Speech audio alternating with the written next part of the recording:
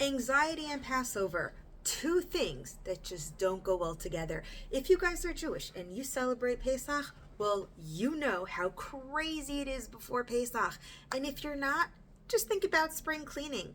Before I move on, I am the Queen of Down Syndrome sister. I have helped raise her, educate her, her caregiver, you name it, I do that. And I am here to share with you a few tips on how to get through the season of life.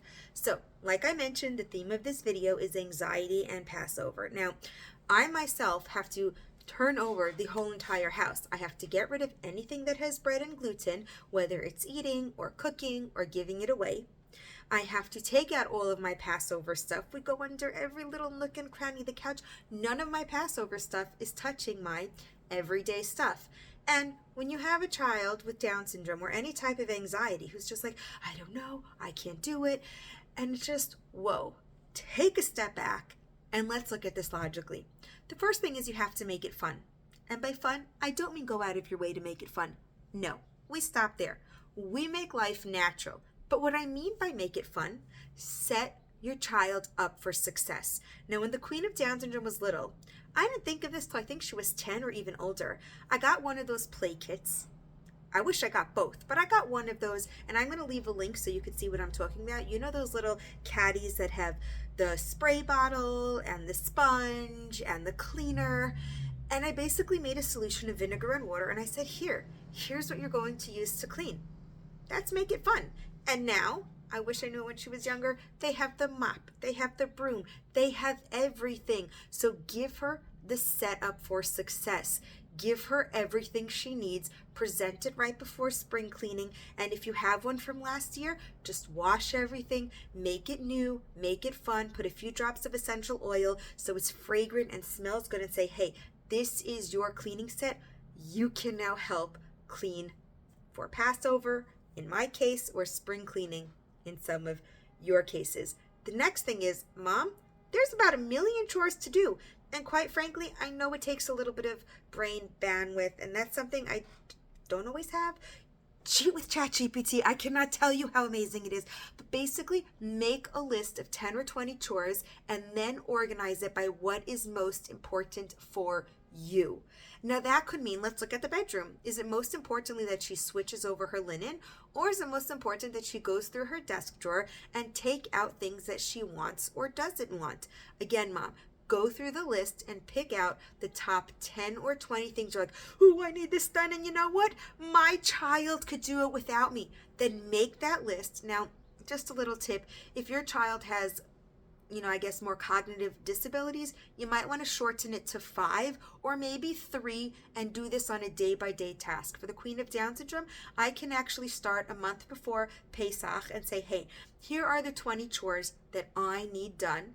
Can you please stop and pick 1 or 2 today? Or now that she's 19, can you pick 10 of them and you're going to have to do it? Now that may look like putting away the toys, and I don't mean her toys. She has tons of nieces and nephews, so going through all those toys is a huge task. That was important to us.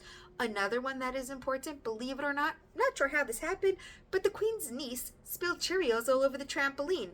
And somehow, all of our clean folded clothing ended up on the trampoline. So that was a chore to go through each article, shake it out, and make sure there is no Cheerios on the trampoline. What works for my house may not work for yours, but the idea is the same. Make a list. Now, remember, she already has her toys, or I call them toys. So we made it fun. We have the toys, and now she went down to her list, and she picked what she feels she could do. Super easy. Now comes the part that I personally find the hardest, and that is actually getting her to do the chores. Now, one thing that is a huge anxiety trigger in our household is when the Queen of Down syndrome starts a task and then all of a sudden just, I don't even know why, just stops and needs redirecting. And then it's like, oh my gosh, did you do it? Did you not? So here's what we decided. Let's use the trampoline. We had Cheerios all over the place. I started out with, hey, thinking about myself, this task takes me 20 minutes to do. I'm going to give the Queen double, or maybe time and a half. So I may say 40 minutes. Again, it may take me a half hour at most. I'm going to give her 40. In reality, it'd probably take me 5 or 10. But, hey, let's make it easy for her. Let's ease the anxiety. Let's just get through the tasks in one shot. So I started off with, okay, here's the timer. Now I have two ways of approaching it, and this really depends on age, and I change the method based on her mood. You got to read the child. So sometimes I may say, hey, I'm setting the timer for 40 minutes, and then walk away and say, let me know if you're finished early. Let me know if you're finished on time. And then I'll come back at the 40-minute, and that's when she is in a more, awake mood, and I can tell that she's really focusing and doing the task by herself. I may do every 5 to 10 minutes, just check in, hey, how you doing? But not actually telling her, did you do the task? See, we're getting her brain to think it through, because that eases the anxiety if she takes on the responsibility. It's on her. Now I'm here to help, like, hey, how you doing is a little prompt, but just like friendly, or I may actually, this is a cute one, is have extra clothing that I set aside, pick it up and put it in the room just so I can check on her, and just me being there is a little prompt, like, ooh, I better continue the task. Another thing is if she's in a less focused mood, I may say, hey, you know what? You're going to do these articles of clothing now. We're going to take a little break, and then we're going to come back to it in 5-10 minutes. Now, I don't like this way because that kind of allows that one task to be taken over time. But you know what? Sometimes she needs it. But we're trying to wean her off of that and more towards, hey, here's a task I know you can manage. You're 19. And let's just get it done. And whatever tools you need, we're going to help you get it done. Because at the end of the day, think about it as job training. If she's at a job, if she's working, will she have me there to keep putting her on track and do the executive functioning? The answer is no. So she has to, in her own self, ease her own anxiety and get through the task. And the last thing is, when you work, you get a little paycheck. Well, when you clean, you don't get a paycheck. And quite frankly, having a clean Passover house is not a reward for Queen of Down syndrome. So here's one more thing we do. We have a built-in reward. So it may look like this. Her go-to is getting a Slurpee from 7-Eleven. She loves it. So it may look like, and it's also at a big one, I want to point out, you don't just get it right away. And it's okay to say no if she didn't meet her task. So keep those two in mind. So we may present it as a, by the way, Passover's coming, Pesach is coming. You have to get it clean. That's a no-fly zone. Pesach is coming whether you like it or not. But here's what I'm going to do. I like a Slurpee. You like a Slurpee. We are going to go to 7-Eleven if 3 tasks are finished. Now, I would actually set the bar to something a little bit harder than she's comfortable with. So if she's really good at 2 tasks, I'm going to throw in a 3rd. Because we're not just rewarding you for something you like. And before you come at me in the comments, think about this. Think about your boss. And if you don't work for yourself, the situation's the same. You don't get rewarded for doing more, and you get penalized for doing less. So I set the bar a little bit higher for her, and I do not come at her with like, oh, did you do it? Did you do it? Did you do it? And guess what? If she doesn't do it, I'm going to 7-Eleven by myself. I'm getting that Slurpee, and I'm enjoying it. And she's not. And don't get me wrong, it sounds like a punishment, but it's not. We are setting her up for success. Here are the tasks. Here's what we need to do. And we're on the same page. You have your fun toys, supplies, cleaning materials. I chose the task that's important to me, and you chose the tasks that you find is easier for you. I'm breaking it down into small bite-sized pieces, and you're more than welcome to join me on this journey.